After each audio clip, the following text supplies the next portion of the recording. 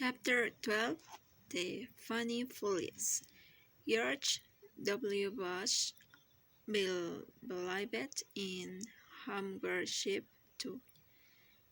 In June, 9 months after the president traveled to Atlanta, where in an African American church of the city Southside, he unveiled his homeownership agenda entitled Blueprint for the American Dream.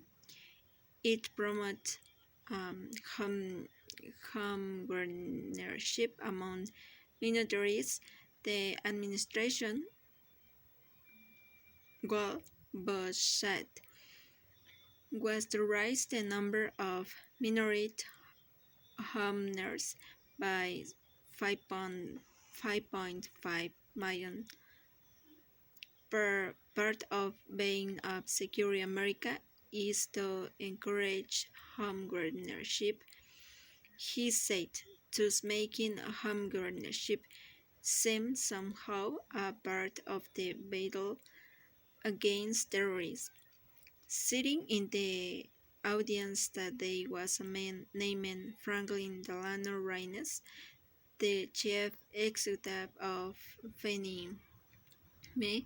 It was a triumphant moment for Robbins, and not only because he was minority himself, the first African American CEO of a furniture company, along with Leland Brenzel, the chief executive of Freddie Mac.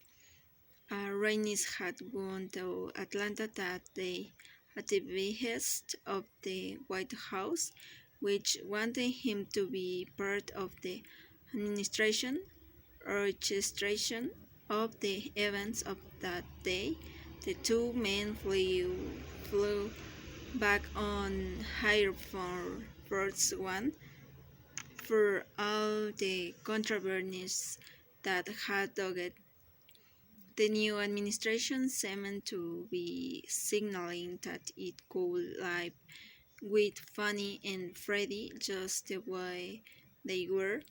A few months later, at a White House conference on minority homeownership, the president went out of his way to praise Robbins' stewardship of Fannie Mae, and yet, if Robbins thought he could raise easily, he was dead wrong. Within a year, the Bush White House would be engaged in a bitter war with Fannie and Freddie. By the end of the war would cost Robbins his job, while Fannie Mae would be forced to restate billions of dollars in earnings in one of the largest accounting scandals in American history. These events created an envious amount of storm on drag in Washington, but ultimately very little change.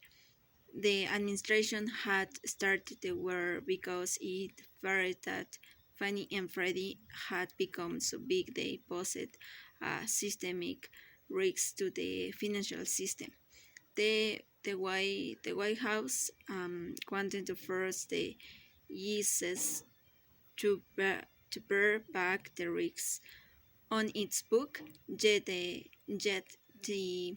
Infida has Robbins would later call it, arguably wound up making matters worse because it helped push the into buying riskier mortgage at exactly the wrong time.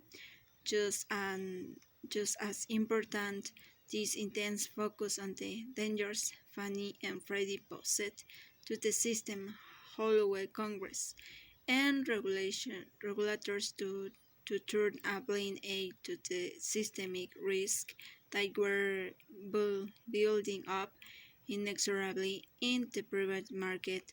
After all, if clipping the wings of the goose was your primary object, then you wouldn't be inclined to look skeptically at their private competitors, would you? Frank Reines has, everyone calling him, has the quintessential postmodern Horatio Helger Burnenborg. He attacked himself to the meritocracy and wrote in for all it was worth.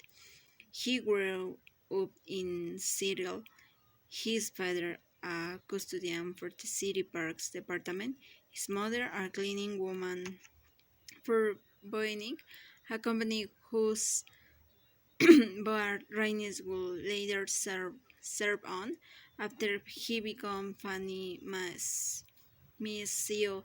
Reines like to recall that his father didn't make enough money to get a 30-year fixed rate mortgage. The only way he could buy a home was to pay an exorbitant rate of interest to hard money lender.